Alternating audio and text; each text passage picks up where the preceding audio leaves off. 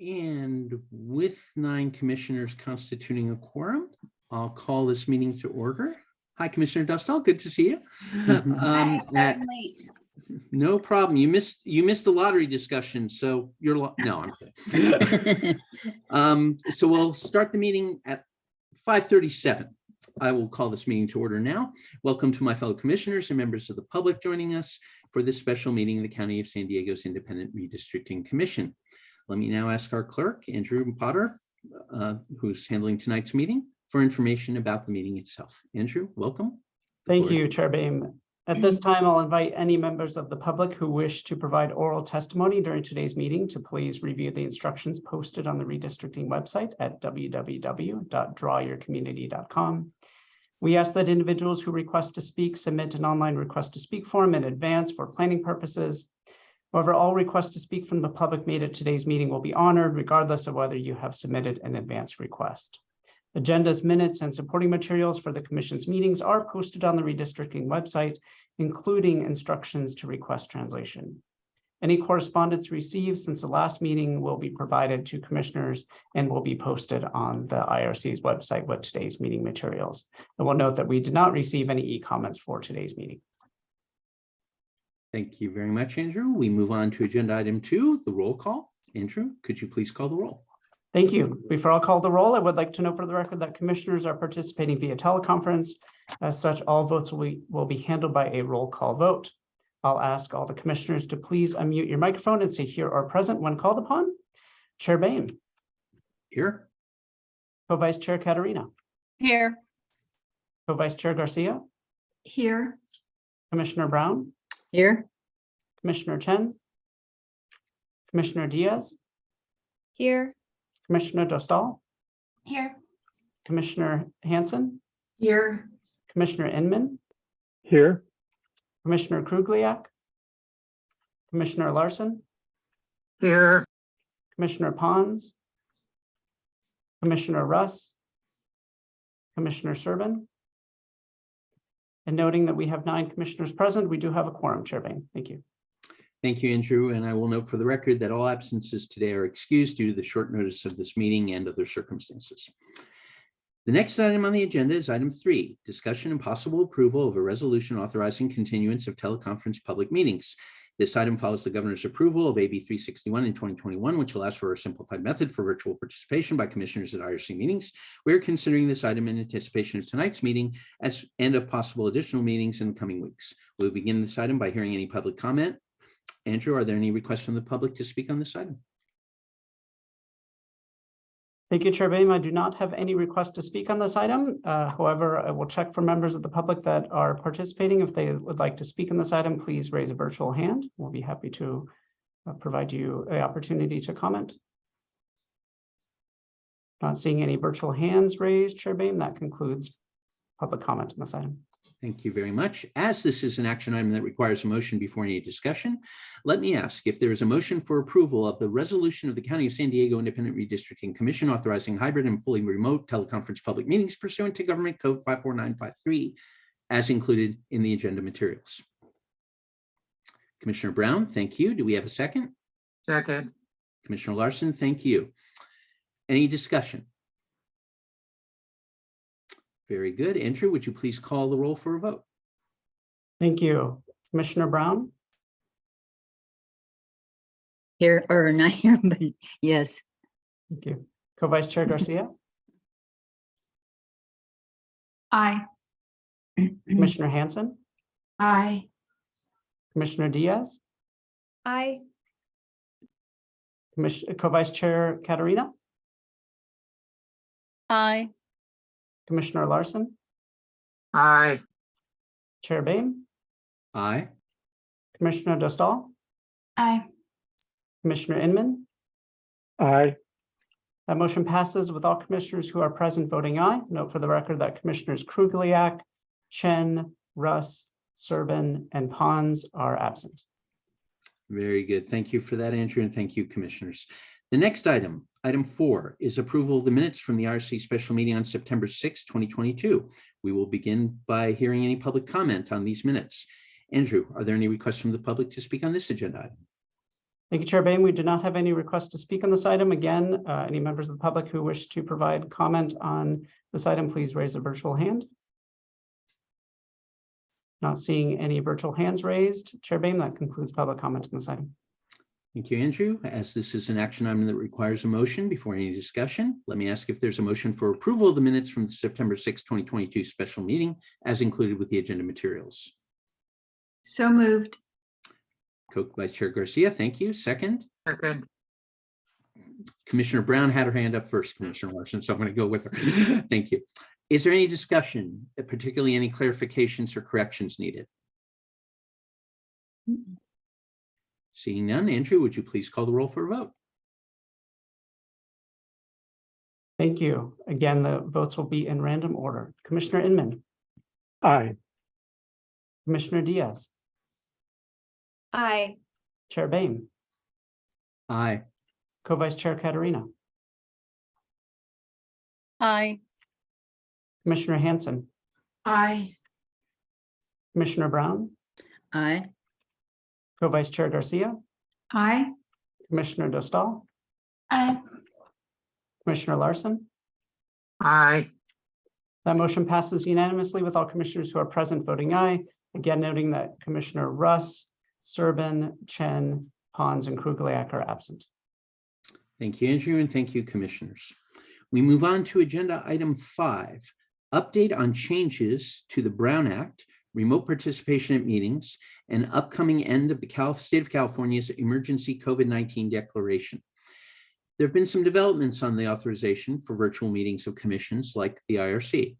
While no formal actions are required at this time, it seemed appropriate to review the state of play ahead of possible actions that we may need to take in the coming weeks and months. My proposal would be to first hear from council and perhaps staff, then hear public comment, then turn to questions and comments from commissioners. To begin the discussion, unless there's any objection to that framework, thank you. Let me turn to our counsel, Holly Watley, for additional information and details. Holly, the floor is yours. Thank you. I just wanted to give a brief update to folks about some changes in the law that are going to take effect after the first of the year and what that is going to do in terms of the ability to attend meetings remotely.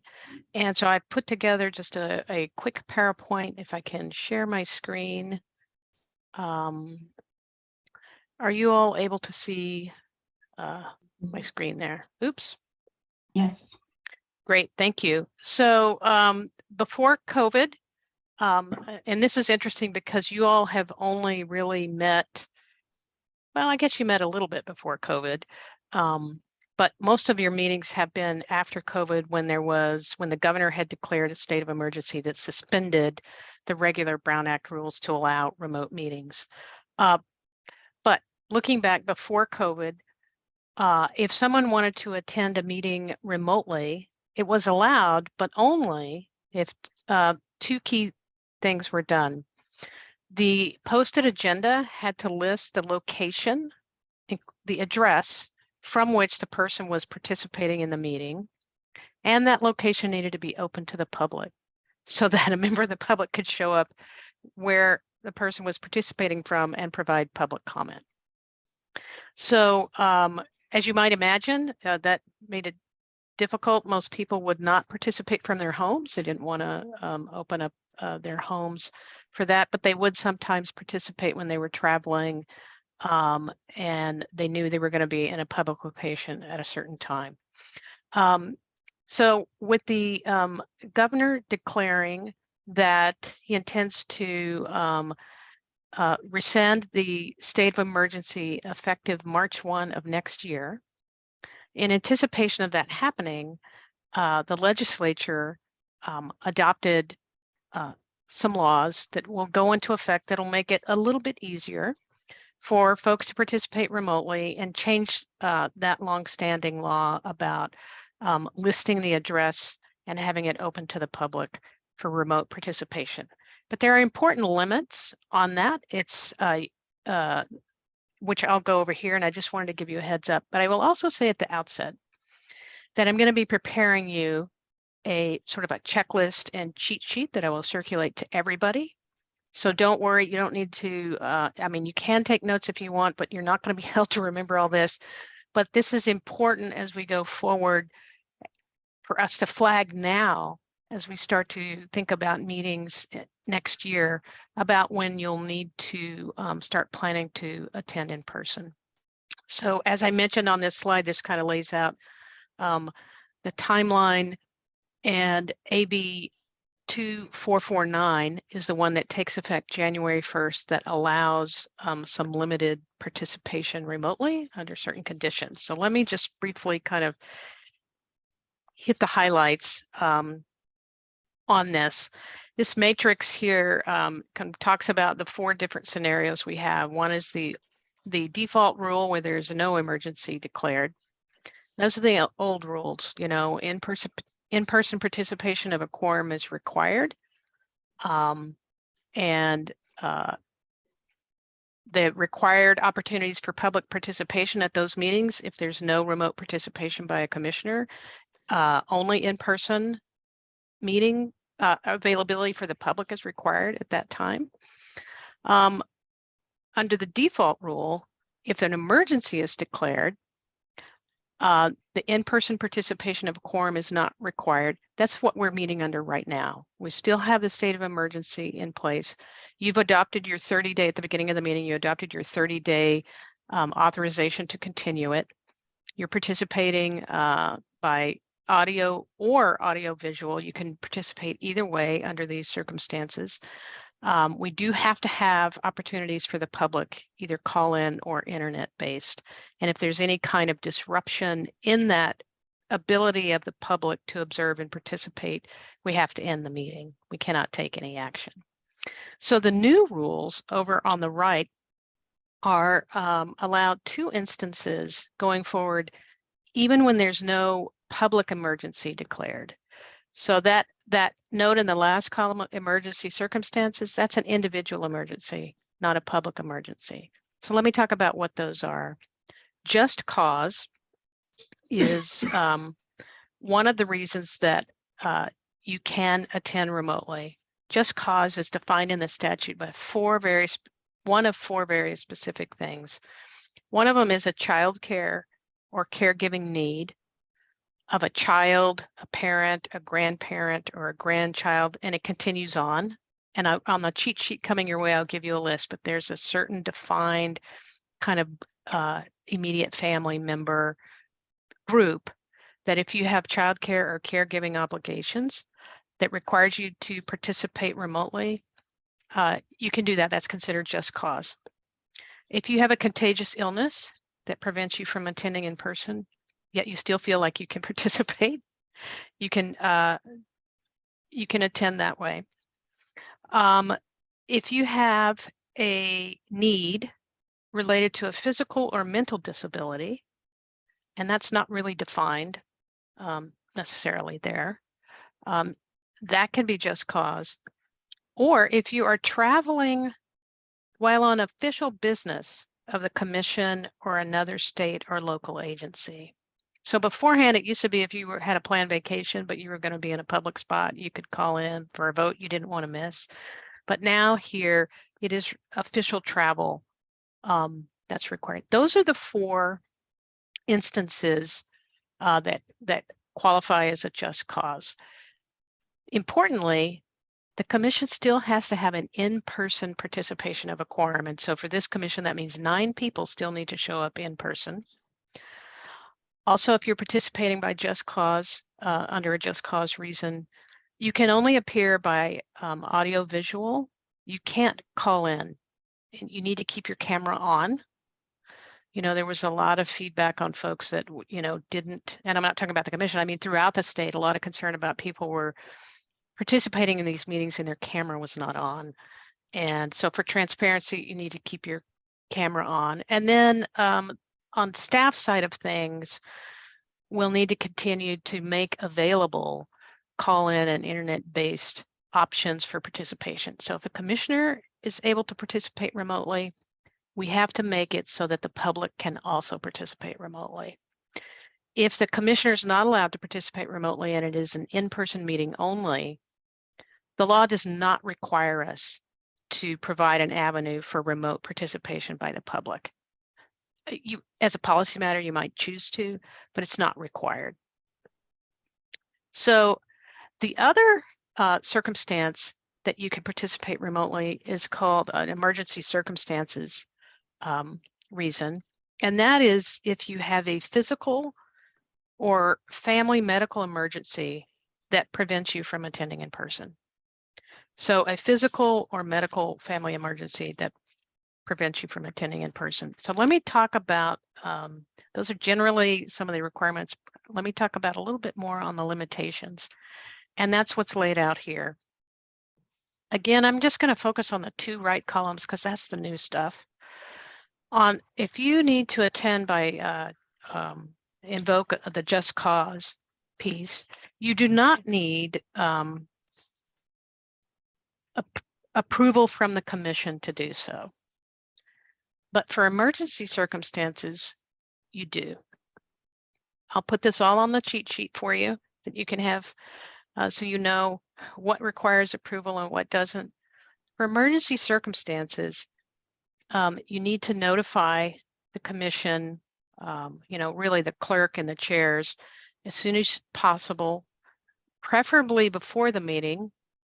But of course, the nature of emergencies is sometimes it may come up after the meeting. But nevertheless, then the commission will need to vote at, one of the first items of business they take up at that meeting is to vote on whether to allow you to participate under the emergency circumstances. You will have to give a description of the reason for the emergency circumstances, but because this does involve physical or medical issues, it can be, you don't need to disclose anything private. And the description, again, I'll put this in the cheat sheet, cannot exceed 20 words. So they're meaning, short, sweet, general, no private information, and then the commission will need to give you approval or not. As you do now, votes must be taken by a roll call. If anyone is participating remotely, that's no change. And the important part is that the teleconference location on the agenda does not need to be listed if you're appearing by just cause or emergency circumstances, and you don't have to have the public available. One thing you will have to do is that if you are participating remotely, and if there's someone 18 years of age or older in the room with you as you're attending, you do have to disclose that the person is in the room with you and the nature of the relationship. So your spouse is there, your adult child is there, your neighbor's there, whatever it is, you do have to disclose that. Again, I think they're trying to get some transparency about some issues that really feedback they got from the public over time that troubled folks.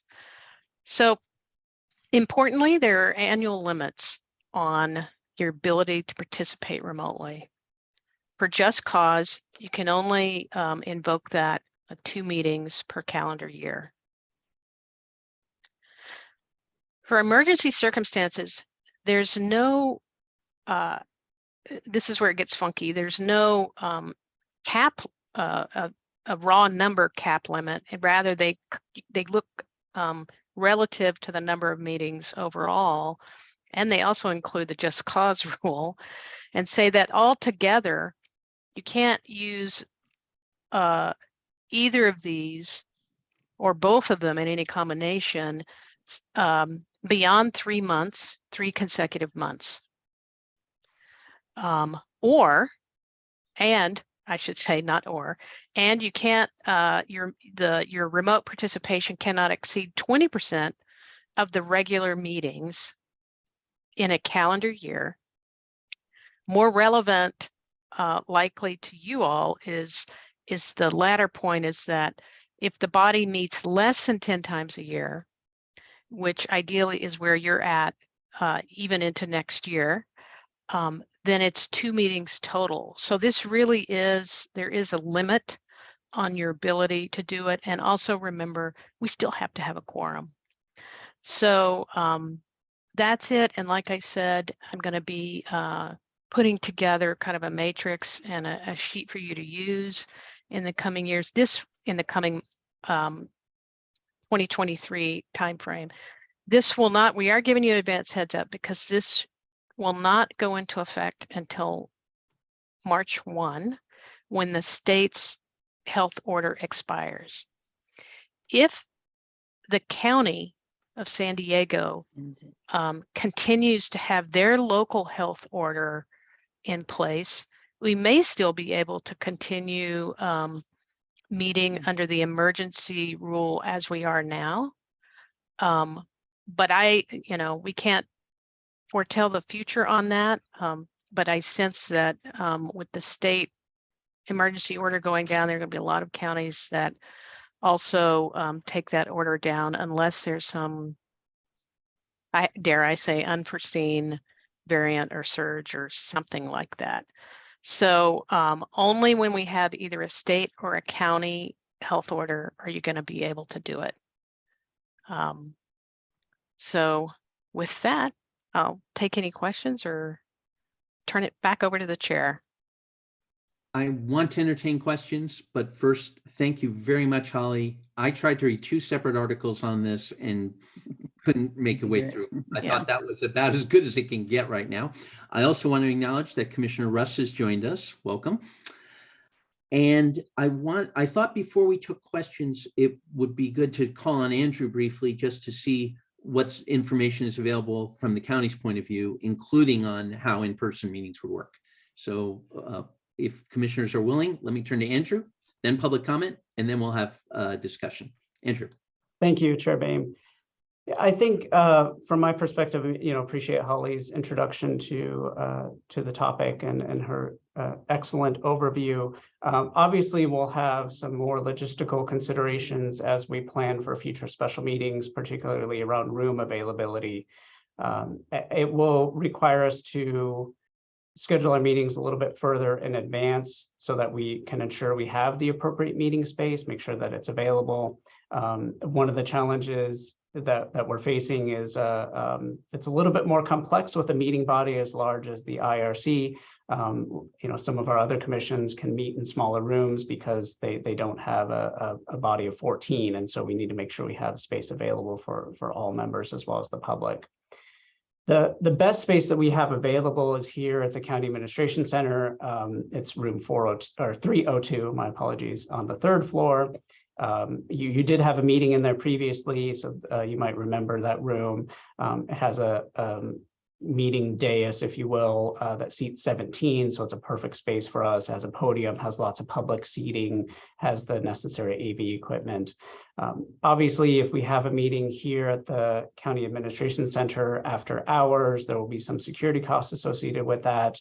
And so we're working with the sheriff and the county's private security and the cost for that. But just to give a range, it could be anywhere from $800 up to $1,200 per meeting, depending on how long our meetings are. Because having a meeting here at the County Administration Center after hours requires the doors to remain open for the public to come and go to attend the meeting, as well as securing the hallways. If it's during working hours, when this building is open from 8 to 5, obviously there's no additional cost for that. We will also, as meetings are coming up, look at availability at other county facilities, such as the County Operations Center. But all of this to say that the meeting preparation will take a bit more advanced planning so that we can identify room and ensure that we have the technology for the virtual participation. We're working with our county technology office to develop standards for departments to use when holding meetings to provide opportunities for virtual public participation as well as live streaming. So we're hopeful to have that technology available to continue what we've been doing to offer that virtual participation should the commission want to continue doing that. Happy to answer any questions you have. Thanks. Thank you very much, Andrew. Commissioners, if you don't mind, let me ask for public comment first, just to see if there's any requests for comments out there. Andrew? Thank you, Chair Boehm. We had one request to speak on this item, Pamela Hammond. I don't see Pamela in the attendee queue. But again, if there are any members of the public that want to address the commission on this item, please raise your virtual hand and we'll be happy to acknowledge you. Chair Boehm not seeing any requests, any virtual hands raised. That concludes public comment on this item. And Andrew, am I right that for Ms. Hammond and others who might want to offer comment, they can still email the commission through the website, correct? They certainly can. Thank you. Very good. So thank you for that. So with that, Co-Vice Chair Katerina is the only one with a hand up at the moment. So I turn to her, please, Amy. Hi, thank you, David. Thanks, Holly and Andrew. It's been a long time on Zoom, and here we are. So my question, Holly, is at some point, and this kind of ties in with what Andrew said about scheduling. Does it make sense as we get closer to any potential legal activity, when we know we have some firm deadlines, to schedule some regular meetings or in advance, or even I guess you could do a special meeting, but with a longer lead time? Because if we have to have 9 people in person, I think that's going to be a challenge, perhaps. And I think the more lead time we can give people, the better the likelihood that we'll get our 9 people quorum. Yes, I think so. I think as we've got upcoming decision points or updates regarding anything, but certainly the litigation, it does make sense to do that. And, if as we come up on it, let's say we've reserved some dates, maybe 6 weeks in advance or something like that. And as we come up on it, if it looks like, well, we actually don't need it after all, it's always much easier to release a date than as you get closer than to try to get people on it. So I think that's a great suggestion. And I can work with the chair and co-chairs and Andrew to kind of target some dates, and then we can sort of poll folks they're going to be around and try to nail down that quorum now, looking ahead.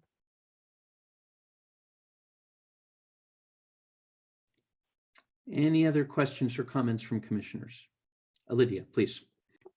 Thanks. I just had I guess it's more of a comment, just maybe if we could consider doing daytime meetings, just because of all the things that Andrew mentioned about getting the building after hours, and I don't know, just something to consider, that maybe doing some noon meetings where people can, come on their lunch hour and at least, have the facilities during the day. Thank you. Thank you for that. And I'm sure we'll be looking to Commissioner Inman to host lunch with all his lottery winnings. Let me just ask, are there any, it's a good point though. And one of the many things that I think we might want to consider as this goes, not necessarily tonight, as Holly mentioned, there's time. Any other questions and comments? Commissioner Brown, you're muted. I was actually going to ask about what Andrew had just addressed. But does it matter what kind of county facility it is? Does it just have to be a county facility? Like, or can it be also, does it have to be a county facility, or can it be another entity's facility, like a city's that might have a room that we could meet in or something, like we were doing when we were presenting to the public? Right. Certainly, we'll look at all different options as needed. Ideally, it would be at a county facility, just because that involves less logistical coordination, since we're ensured that it has all of the technology that we need and the network connections and all of that. But if it comes to us really needing a meeting and county facilities are not available, then we'll certainly reach out to whether that's a library or another city council chamber, another facility. So, okay. Yeah, I appreciate that question. Thank you. Thank you. I will say I was at a commission meeting this morning in room 302 on the 3rd floor in person, and it's a great room. And I was glad to hear that that was the one Andrew said that's the leading candidate, because they've redone it, and it's got a big screen and seems wired up pretty well, and it's certainly got enough space for 9 commissioners and some staff. Thank you for that. And thanks, Commissioner Brown. Great point. There are obviously a number of factors here. So not seeing any other comments or questions now. Let me just ask one more time. Good. Let me suggest we move on in two ways. The officers and I and Andrew and Holly will remain in touch on this and keep looking at some of the details. But I'd also ask Commissioner, and Rosette, I see the smile. I'd also ask commissioners, though, if you have any thoughts or concerns or suggestions, please send them to Andrew and we'll find a way to factor them in. Again, I'm sure we'll have another meeting or two at least before the end of February when we really need to have this planned.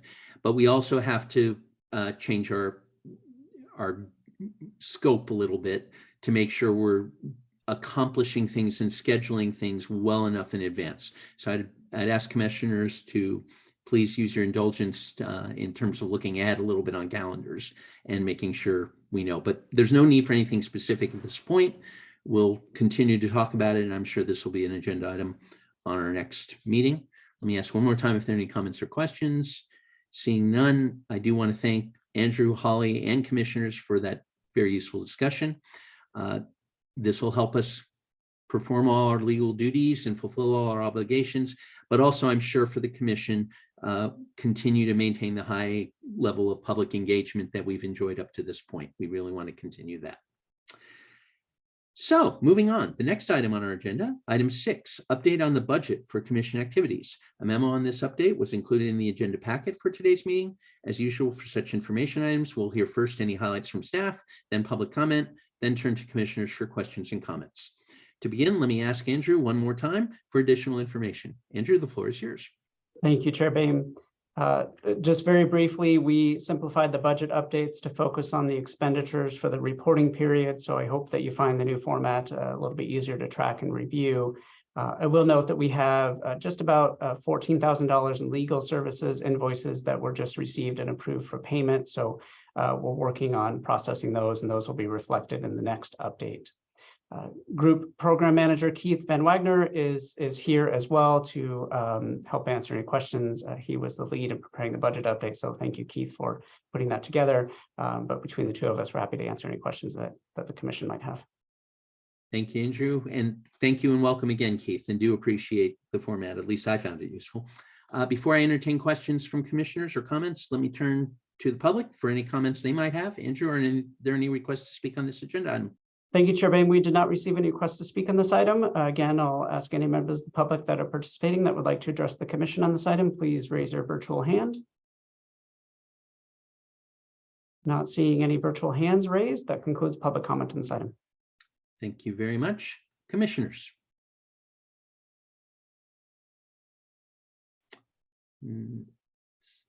Commissioner Diaz, was that? Go ahead, please. Yes, I had a question on the translation and interpretation services. I know we've talked about this at previous meetings, and that is going to be a recurring cost. And so I noticed in this report that the projected amounts for, I guess, FY 22-23, if I'm reading this right, are not factored into this report yet. But is there perhaps something that we're going to be taking up at a future meeting to discuss this? I just think this service that the county's providing is really important, and we just want to make sure we're getting our money's worth and doing it right. That's that's my question. Thank you. Thank you for the question. Yes, we are continuing to translate all of the agendas as we have a special meeting, and that costs about $400 per meeting. So we didn't project that out just because we don't know how many meetings we'll be having over the course of the rest of the fiscal year. But we are continuing to provide that service to the public. Go Vice Chair Katerina. I just wanted to note also that I believe, and Holly may be peeping up on this one too, that the translation for the previous meetings that we're doing are being billed through Holly's legal firm. Is that correct, Holly? They're not really translations, they're transcriptions, I guess is probably a better, yeah. Yes. So I just wanted to clarify that. Okay, thank you. Any other questions or comments? Very good. Well, thanks again, Andrew and Keith, for being here and explaining it and providing a useful format. I'm sure that'll help us continue to fulfill all cost effectiveness and efficiency measures that we can, and to continue to stay on top of things as Commissioners Diaz and Katarina suggested. So thank you. All right, we move on to item 7. Review and possible action on an invitation to share lessons learned with the California Citizens Redistricting Commission. This item includes possible action, depending as always on the discussion and the will of the commission. I'd like to offer some introductory remarks, then allow some clarifying questions, then public comment, and then discussion and possible action, most likely under a motion. First, let me offer some background. Our colleagues at the California Citizens Redistricting Commission share our interest in developing lessons learned. To that end, they have offered the IRC an opportunity to share our lessons learned experiences. The current date that looks to fit best and allow sufficient preparation for all concerned would be on Friday, December 16th at a CCRC meeting, not an IRC meeting. They, of course, have the written document that our AHC developed. Thank you again to all members of that AHC, and the IRC approved back in January. It seemed appropriate, though, tonight to take advantage of this meeting to just look at this in a little bit more detail, discuss the invitation and possibly one action item. Specifically, we do need to consider how the IRC would verbally introduce the report to the CCRC and respond to any questions from our CCRC colleagues. Of course, all IRC commissioners would be welcome to attend the CCRC meeting, but it may be a bit challenging to have all 14 IRC commissioners speak at the meeting. So I'll provide one idea for this in a draft motion momentarily, but let me ask first if there are any clarifying questions that commissioners have in mind about the nature of the invitation or how it's perceived. Very good, seeing none. Let me now turn to Andrew to see if there's any public comment to be offered or requested on this agenda item. Andrew? Thank you, Chair Bain. We had one request to speak on this item, Janine Ericat. I do not see her in the attendee panel at this time. I do see we have a hand raised from one of our attendees, David Holtzman. We'll go ahead and unmute you and allow you 3 minutes to address the commission. And I'll ask you to please begin your comments by stating your name for the record. Hello, it's David Holtzman, Holtzman. I saw this agenda item and I would like to learn how your commission got an invitation to share lessons learned with the California CRC, obviously because I might like to get an invitation myself. So I hope you'll address that. Thank you. Thank you. And Chair Bain, that concludes public comment on this item. Very good. And let me just offer, I did pledge to the contact at the CCRC meeting that I would give them a readout of this meeting, or at least point them to our recording. And I'm sure that question that just was offered will be addressed there. So since this seems to be a discussion, as I said, in terms of identifying how many and who from our commission might be speaking at that meeting, it seemed best to handle it with a motion. If commissioners don't mind, I'll ask Andrew to display a motion that could provide a starting point and ask for a commissioner or to offer it and to second it respectively in just a moment. Andrew, do you have the motion ready? Yes, let me share my screen here.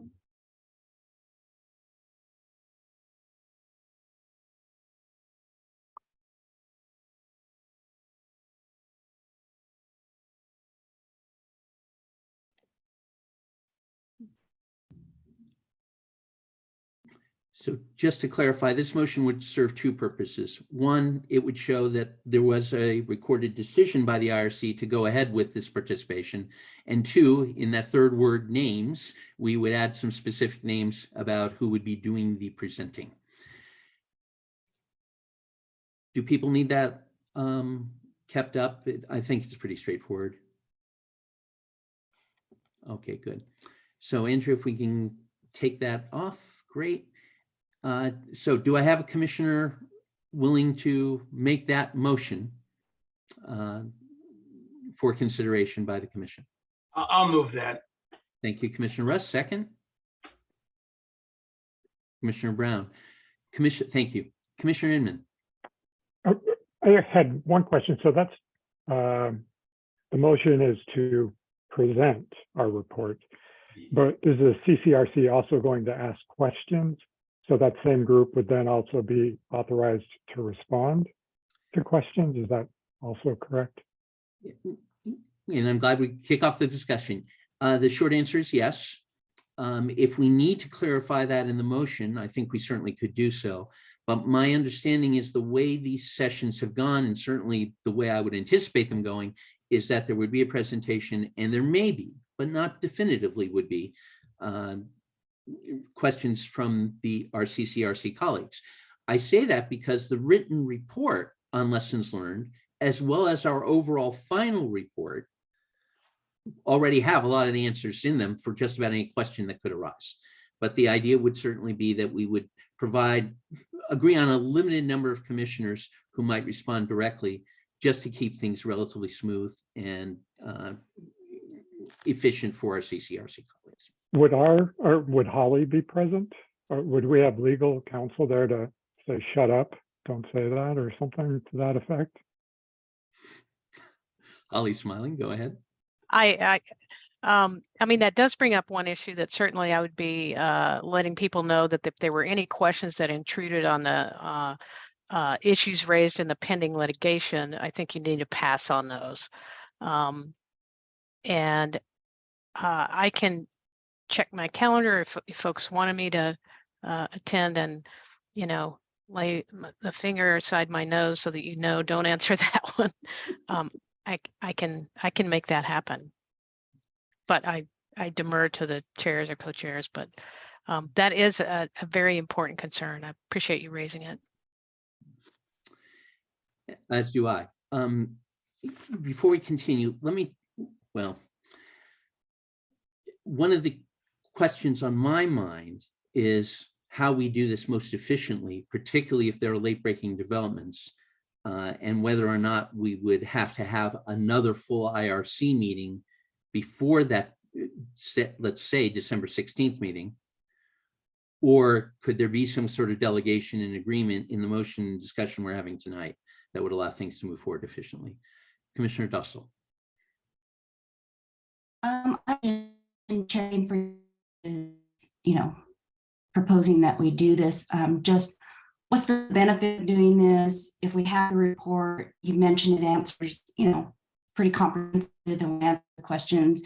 What's the purpose of going and doing this beyond just goodwill? And, you know, I'm thinking, you know, we need to have counsel there and we need to have volunteers to go there. And, you know, I just wonder, again, what the benefit is or why to do it. Right. And it is an option to simply respond. Everything we would have to say is in the report, in the lessons learned report, and I would offer to say in the final report as well. And we'd be happy to have exchanges in writing or email or how you like. I balance that with the meetings the CCRC has had to engage some discussion and have some public attention to lessons learned. But frankly, I think that's more a question for the CCRC. Let me just say my vision for this initially, and this is just one way to handle it, would be to really have one commissioner speaking the most, and even that wouldn't be that long, and that would be Commissioner Krugliak. Reason being that she provided, I think you'll all remember in January, the introduction that the AHC, I think, had worked on together, but she did it in a very, I thought, effective and efficient manner, and could do a somewhat shortened version of that for this meeting. So it's not that odd session you get where, all right, here's the agenda item, what's next? Let alone others speaking for us.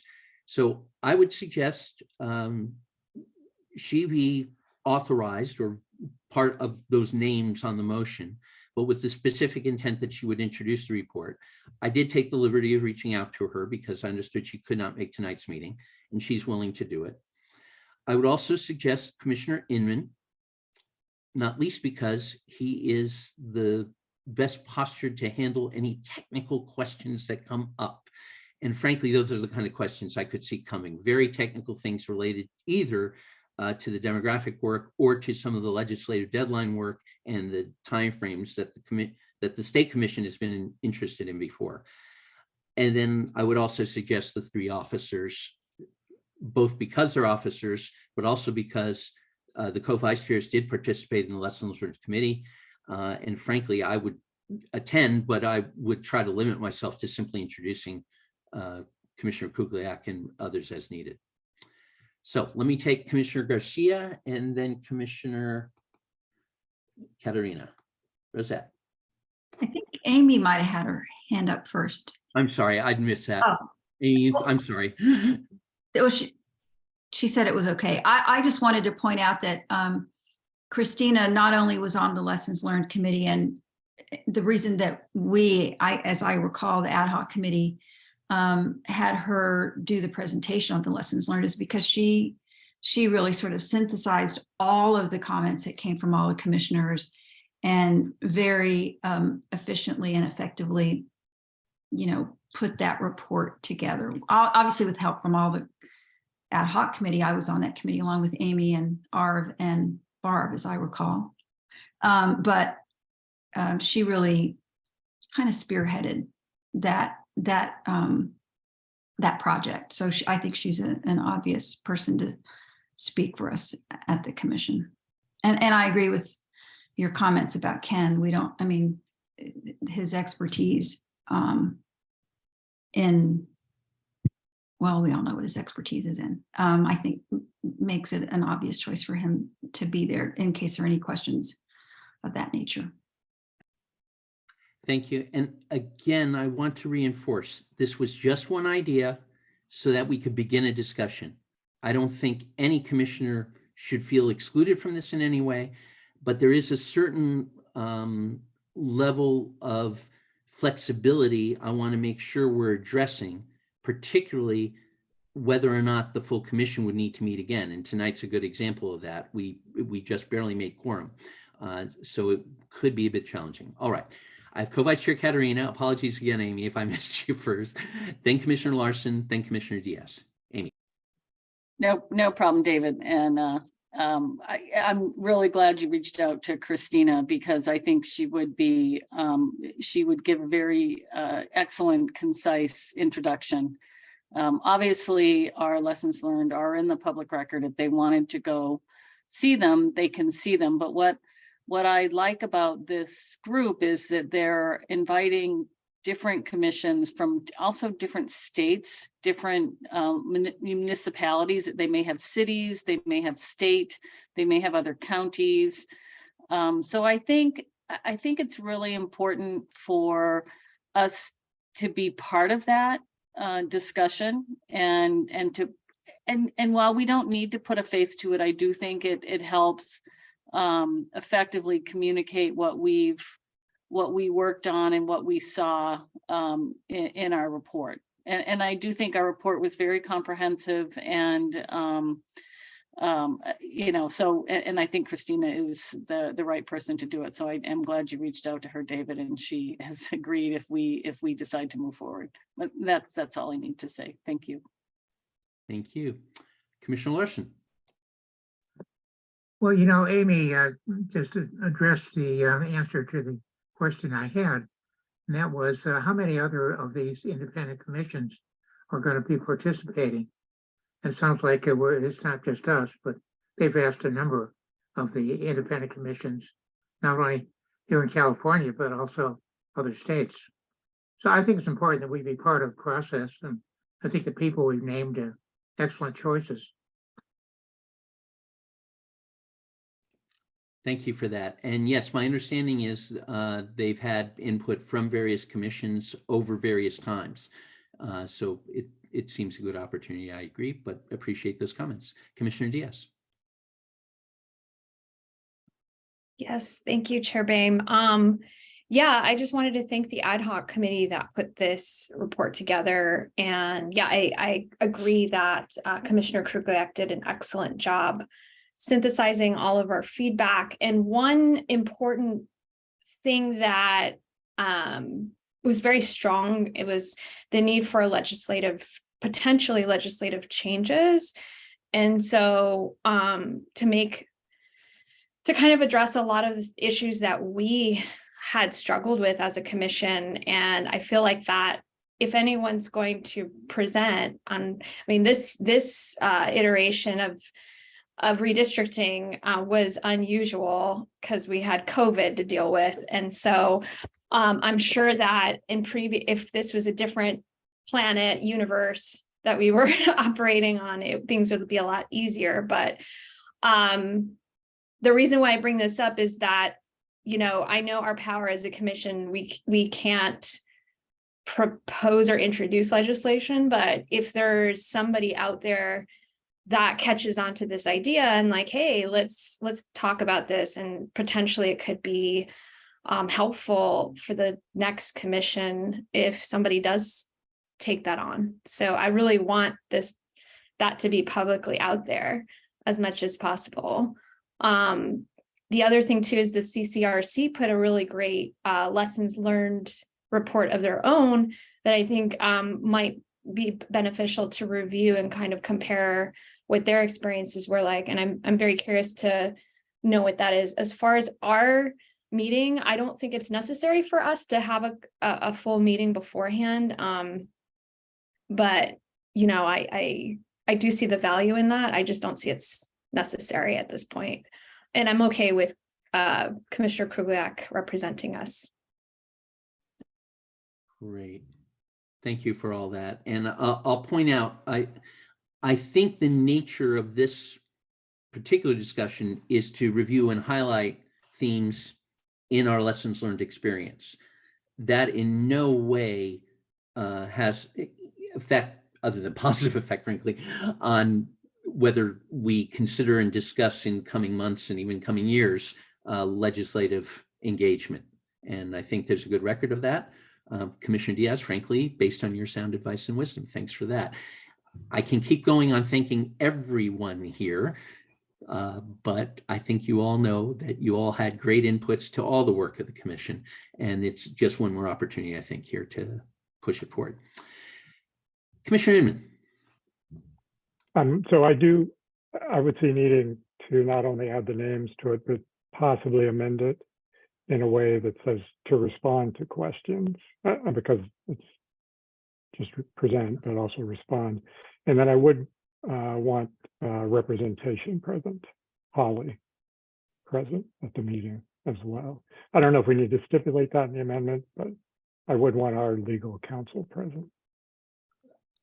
I had considered that almost on autopilot. Okay. Andrew, is there any reason we have to name counsel in it? Would it be just better practice to do so? I'll defer to Holly on that. But don't, there's no need to add it. Okay, No. very good. And I do take the point on Q&A being included in the motion. That seems a good idea. Andrew, could you bring up the motion one more time?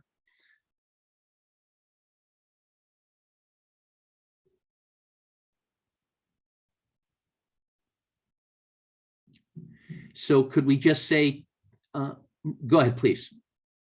Great. Does that do the job for everyone? Just to be clear, it's only the commissioners on the CCRC that can ask questions, right? I assume that that's true. My understanding would be, but we can certainly work on this and clarify, it would be much like our commission in tonight. There might be questions from the public, and those could be handled as needed, but it would be something that wouldn't require a response right then. Okay. Yeah, I'm fine with this. Okay, so Andrew, I think we need to add to the beginning, designate Commissioners Krugliak, Inman, and the officers, or all three officers by name. Thank you. I'll add all the names in. Right. Okay. So moving towards a vote, any last comments or questions? Should we just take CCRC out? So it says respond to questions, just so we're not eliminating it just in case there are Sure, sure. questions. I should be asking, is that okay with the nominator and the seconder? Yeah, that'd be fine. You might want to put in a date too. Was it the 18th? Did you say 18th of December? It's 16th, but 16th? if it's okay with you, I'd rather leave that out because they might switch on their calendar and we might need to see what we do about it. Okay. But yeah, just to be clear, I think we're talking about December 16th, at least at the moment. Thank you, Commissioner Russ. That's important. Co-Vice Chair Katerina. I hate to nitpick. Can we say to attend and present, since we're not all probably going to be presenting? Do you see the verb present? Yep, I see that. What do you Not to think? nitpick either, but I'd like the motion to assume, at least implicitly, that all 14 IRC commissioners can attend. If you think that's needed, though, I'm Okay, no, that's fair. That's fair. Yeah. All right. Again, Commissioner Russ, good? That's good. Good. Who ended up seconding? I'm sorry. Commissioner Brown. Yeah. Seconded. Commissioner Brown, okay with it? Good. I keep leaving my mute on, but yes, I'm fine with that. Okay, thank you. Okay, last opportunity for question or comment. Very good. We'll leave it up while the vote is proceeding. Andrew, I think it would be fair. Sorry, I just took it down. Okay, Yes. I'm sorry. Pull it up. Okay. And Andrew, would you please call the roll for a vote? Thank you. Commissioner Russ, Aye. Co-Vice Chair Garcia, Aye. Commissioner Dostal, Aye.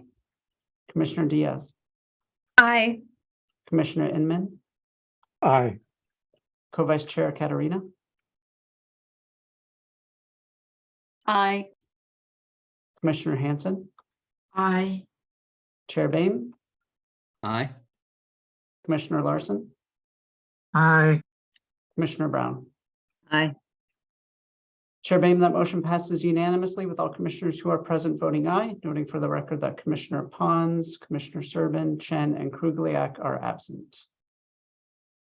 Thank you very much for that, Andrew. Thank you, commissioners. Appreciate the discussion, and we will be in touch about this. The next item on the agenda is item 8, which requires the commission to recess and convene in closed session to discuss existing litigation in the case of, please bear with me, Chaldean Coalition v. County of San Diego Independent Redistricting Commission, San Diego Superior Court, case number 37-2022-00008447 CU-WM-CTL. Commissioners have been emailed a link to the separate Zoom meeting for this closed session. However, before we recess, I'll ask Andrew if there are any requests from the public to speak on this item. Thank you, Chair Bame. We do not have any requests to speak on this item, but again, any members of the public that wish to address the commission before they adjourn to closed session, please raise your virtual hand. Not seeing any virtual hands raised, that concludes public comment. Very good. Thank you, Andrew, and thank you to members of the public for your comments and for joining us today.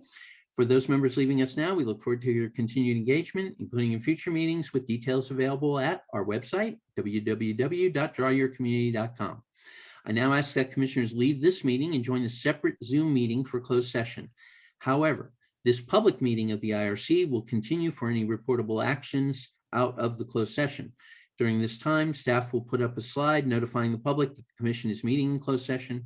We'll take a 5-minute break or so before starting the closed session, which I hope we can begin promptly at 6:40 or earlier if possible.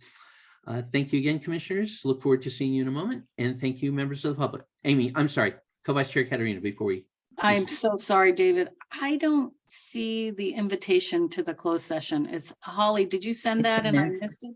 It's in Yeah, there. it's Okay, in I'll there. look again. Sorry, I'll look again. Thank you. Yeah, it's in Sorry. the email with the agenda. Okay, sorry. Let me All right. let me just pause before we go. Does everyone else, it's okay, because it's the usual thing. These emails get hard to manage. Does everyone have the link to the closed session? I believe so, yeah. Very good. Okay, see you in 5 minutes or less. Thanks again.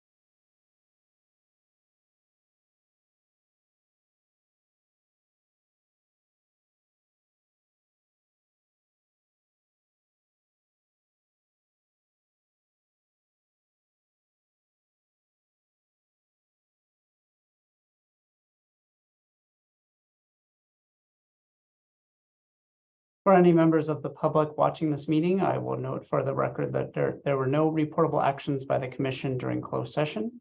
Thank you for your interest in the County of San Diego's Independent Redistricting Commission. This meeting is adjourned.